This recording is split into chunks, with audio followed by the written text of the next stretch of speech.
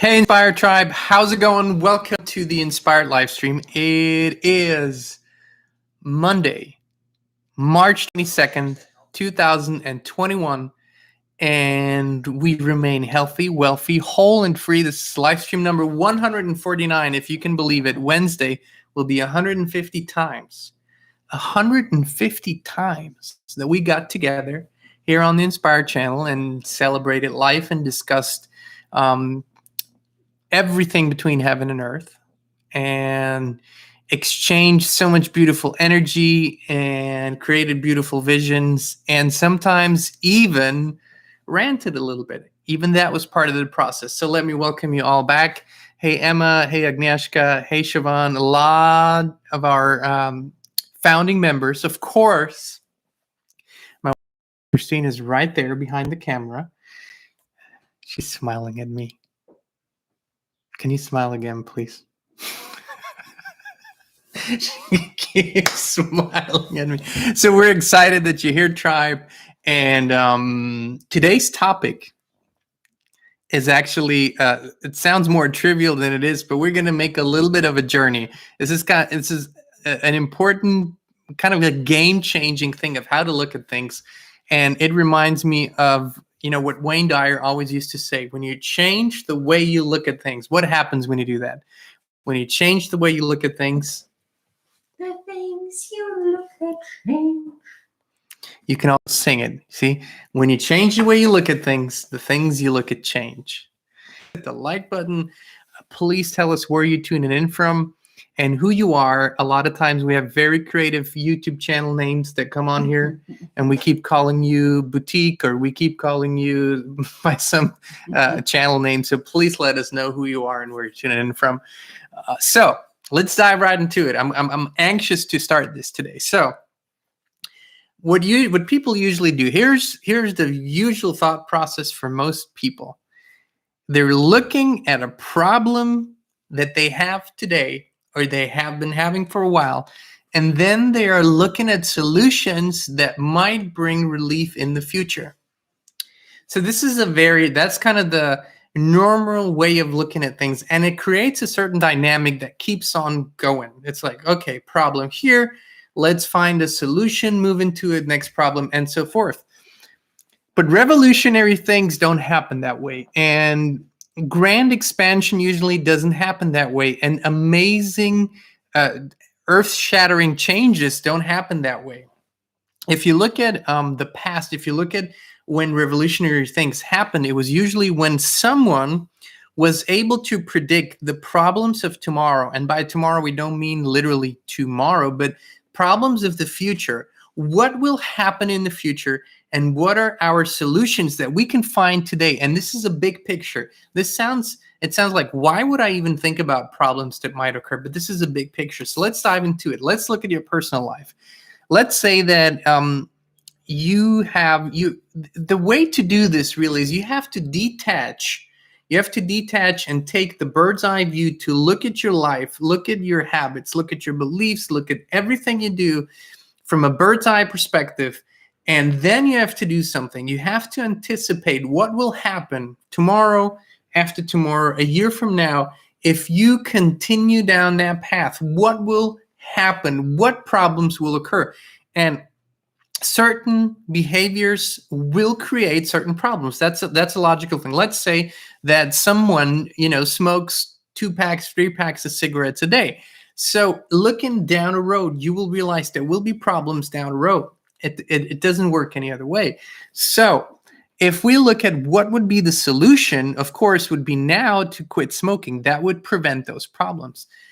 But if you look at a bigger picture thing, if we look at what's happening on the planet today, if we look at the major challenges that we face today, in order to really find grand solutions, we need to look ahead.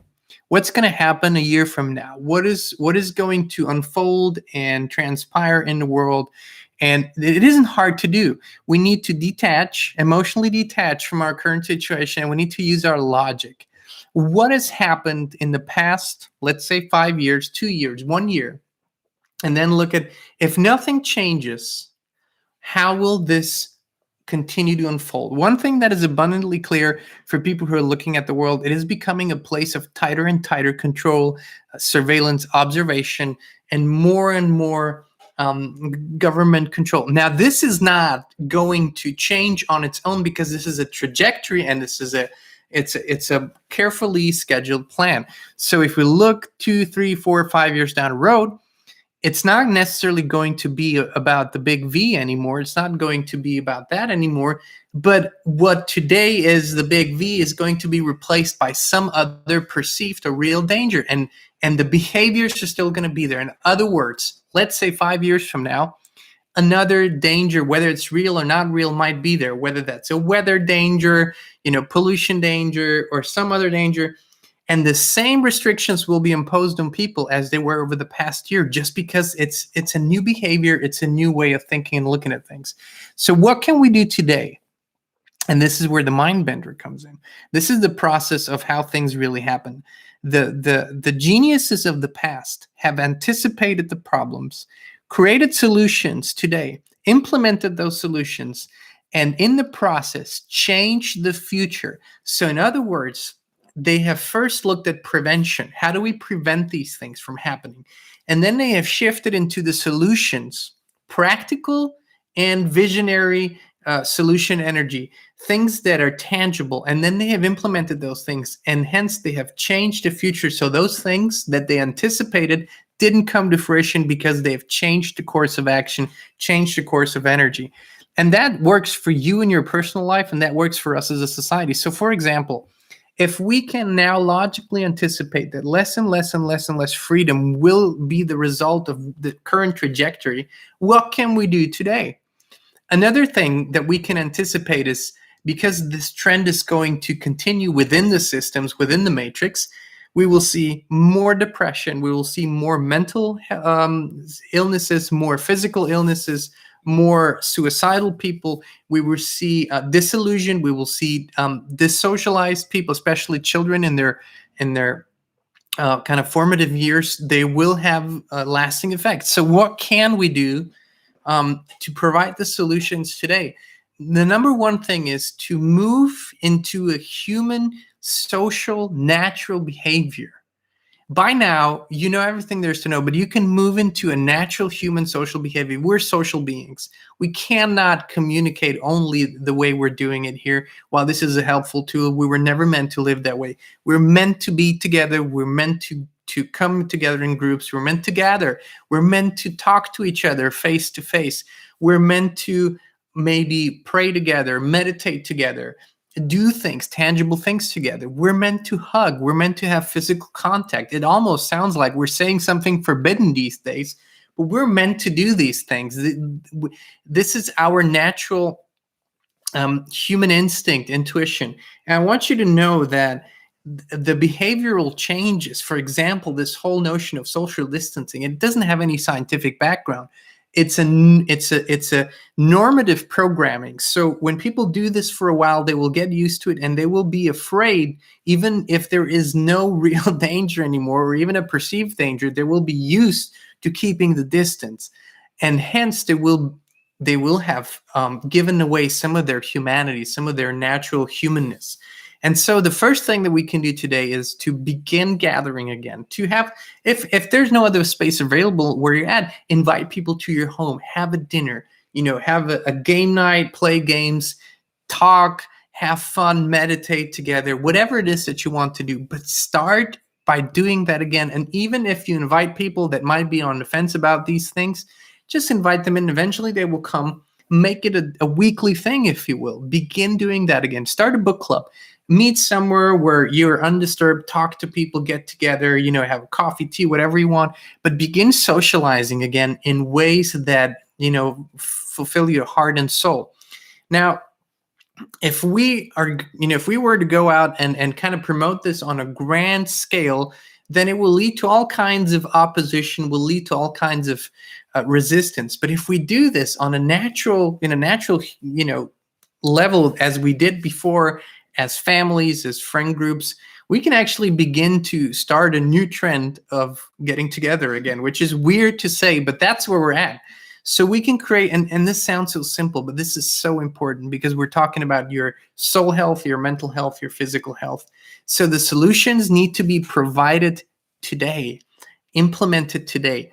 As it took us, and I'm speaking about humanity, it took humanity less than a year to completely change their behavior, to completely change how they plan, how they move, where they go, where they don't go, and all these things. But it won't take us long to remind them of what a natural way of being is, of interacting is. And so we encourage you to do that. Begin really doing that on a weekly basis and normalizing human interaction again. We need to take back our humanity, and we need to live it again and not pay attention to all those crazy talk that's going on everywhere, and trust our human intuition and trust our common sense and trust our logic. So this simple act, if you were to do that, let's say you were to start a book club or start a group that meets weekly, and I'm part of such a group every week, for example. But if you start to do that, and if you do that every week, others will be inspired to do it. Maybe one of that group will start a group on their own, and you will see that it will bring back more, even though it's usually not a good word, but in this sense, I'd like to use it, more normalcy. It will bring back more relaxation. People will be more comfortable around each other again.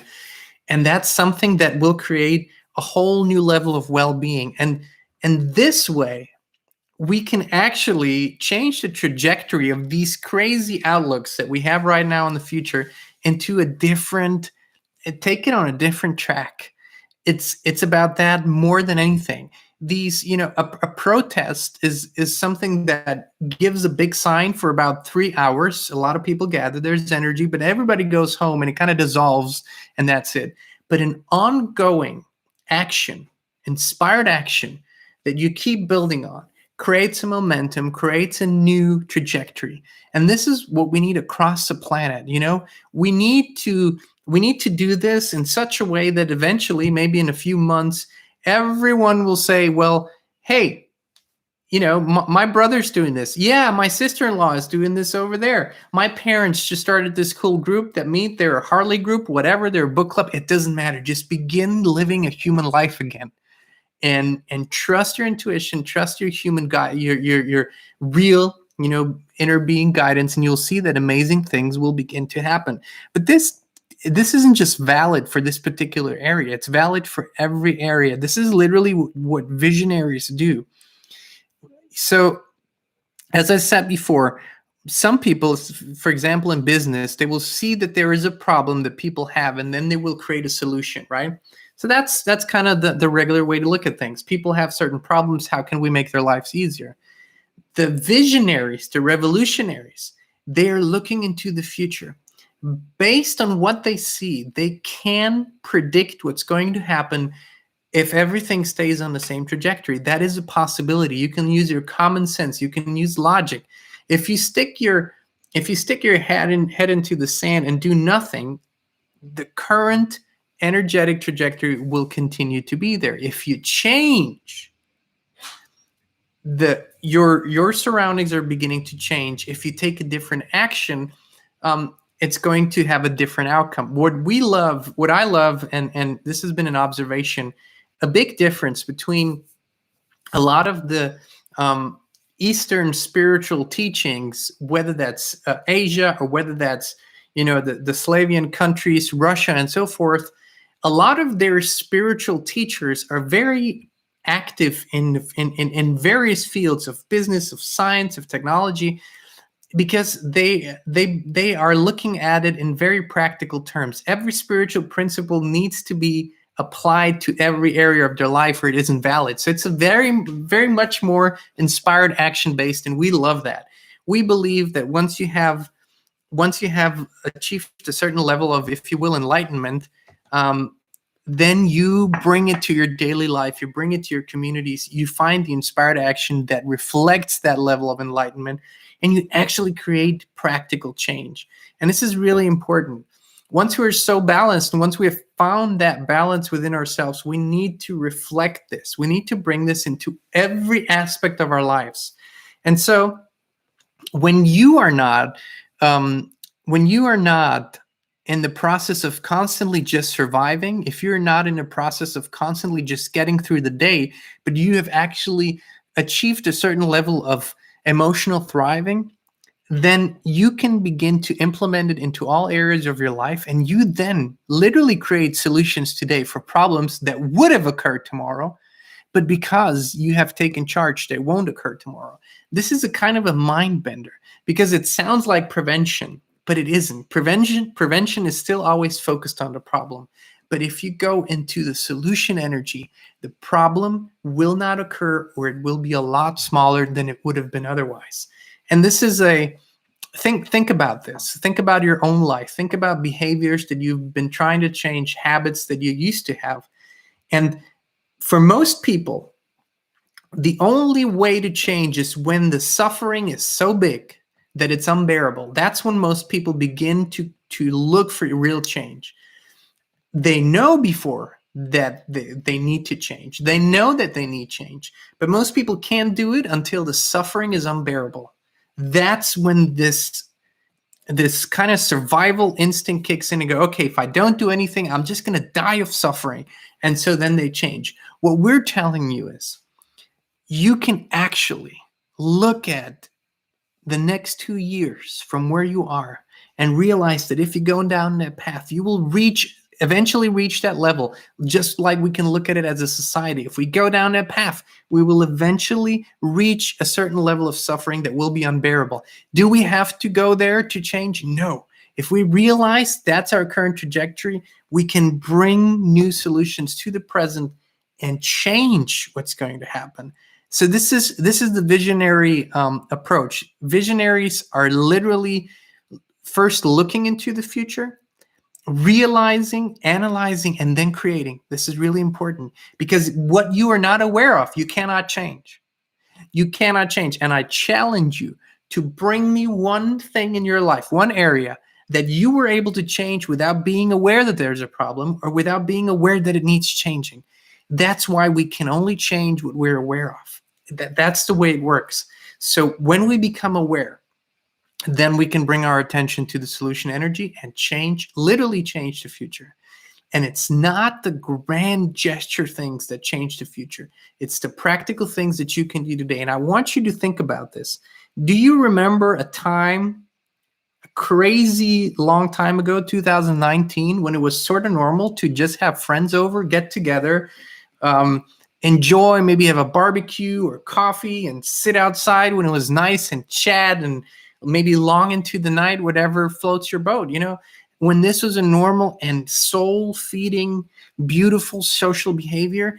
It's time to bring that back, and this will have such a healing effect. I know it sounds like the most simple thing, but it is. It has such a soul healing effect. I can only tell you, Kristin and I, after months and months of abstinence from public gatherings, not because we were afraid of anything, simply because there weren't any. We went to a concert right before Christmas, and it was a beautiful Christmas concert. There was a children's choir and a little play, and then a beautiful concert. And it was just a normal, beautiful concert. People enjoying themselves like in 2019. It was such a soul-feeding experience. And I would love to say that we have already kind of been on a high level of well-being at that point, but even for us, it elevated us because it reminded us of how beautiful these things are. And you can do this. You can do this in your own house, in your own apartment, or in a space that you feel is suitable for that. And just begin with a simple thing like that. Bring your friends together again. Let it be normal again. And see what it does to your soul, what it does to their soul, and how their behavior in all other areas of their life and everyday lives will change. Because once you realize, hey, this is really what feels good, this is natural, this is how we were meant to live anyways, it will become unnatural again to always stay away from people. It will become unnatural again to be muzzled all the time. It will become, and that's the thing, it is unnatural. It is unnatural. We're not meant to keep a minimal distance between each other.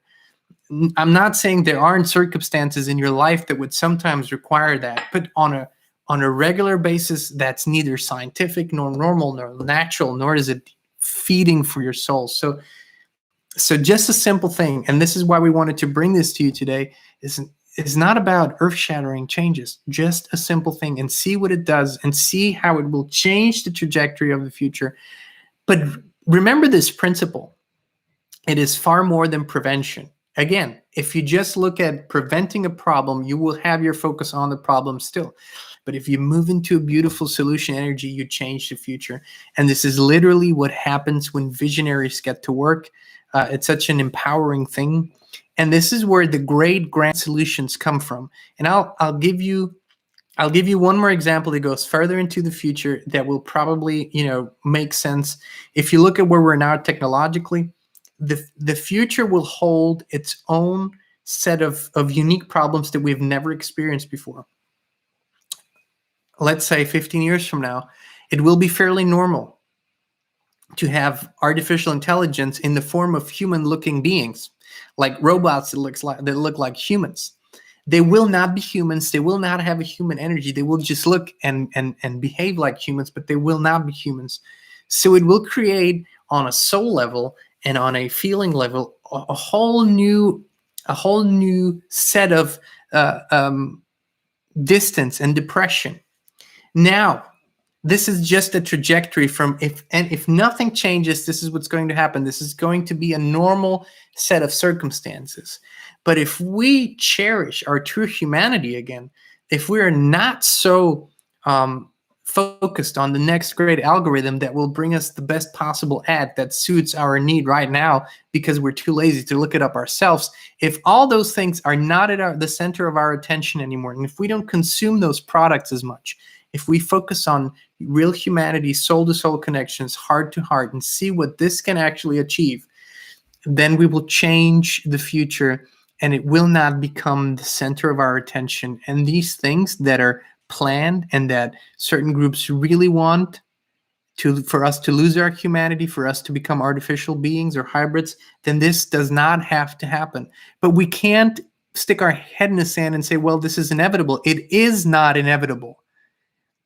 It's totally not inevitable. But the solutions for these huge problems that would occur in the future need to happen now. We need to become visionaries, understand what track we're on, and change tracks. And we can only do that when we bring solution energy to the present. And that's the same goes for your own personal health. It goes for your mental, physical health, for all the areas in your life, for your finances, whatever that is. The solutions need to be here now. And you don't have to wait until the suffering is unbearable. This used to be the breaking point in the old paradigm.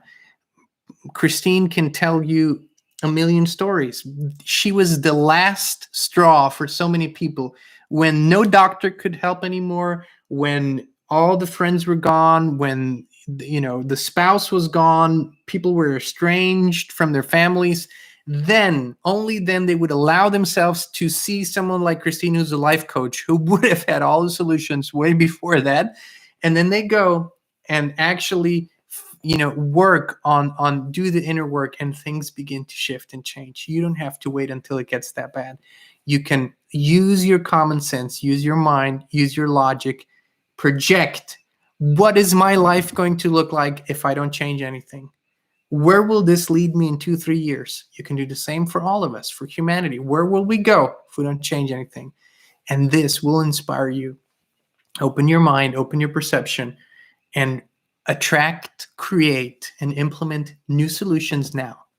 It's powerful. It's really powerful because you're becoming a creator in a way you haven't thought about before. You're becoming the changer of the future. That's a powerful thing to do. Let's do it together. Let's do it now. This is the message for yes, go ahead. And it's always about the small steps. People always think in big steps, but it starts with small steps.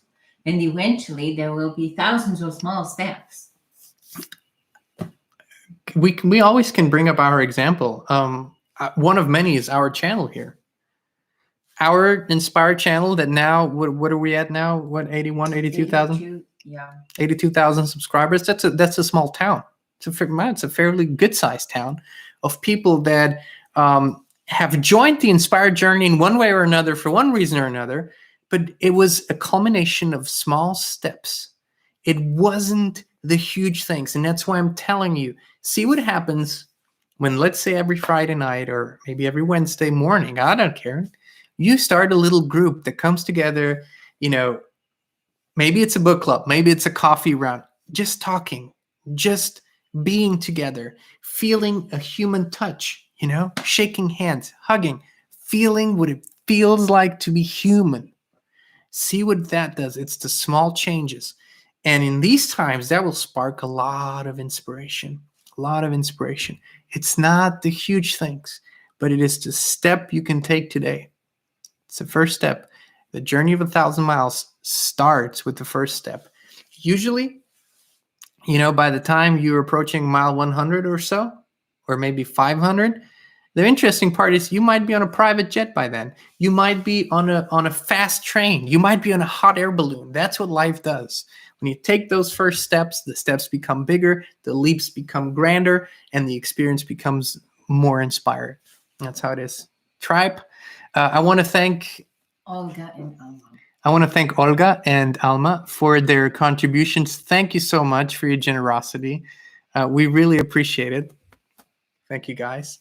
And we're excited for everyone who's joined us today. We will be again on Wednesday for our 150th live stream. I can't even believe it. 150 times. And what has happened? Started with a small step. Started with a small step. Kristin came out of a meditation on March 19th, probably last year, 2020.